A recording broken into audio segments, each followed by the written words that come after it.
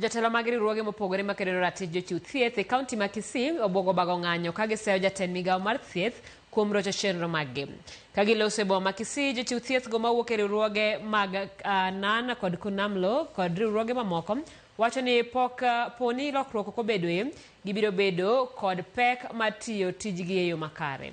Bende gimiro ni paro nitiere mar temo geng'o romo margi kod gavana mar kaunti e wi achiedhnade ma gikale. We are here today to make a declaration that Nyakweba, the Kisii health is unfit to take healthy issues forward. We wrote a letter demanding him to be out of that office. Up to date, he has not. So we want to say that he has to move out because of the reasons we are going to write.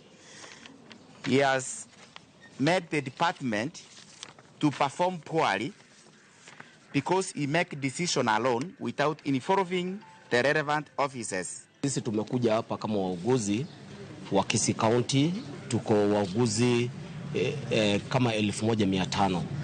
Sasa wauguzi wote wenye mnaona nyuma yangu na mbele yangu wana machungu sana. Hao wauguzi tunatumia shida mingi au tunapitia shida mingi sana. So if the CEO is not in office, you will not get services. Number 2 is doing arbitrary transfers, not involving head of departments within the ministry and within the facility. Secondly, the Minister of Health want to say that he has a lot of conflict of interest in procurement process.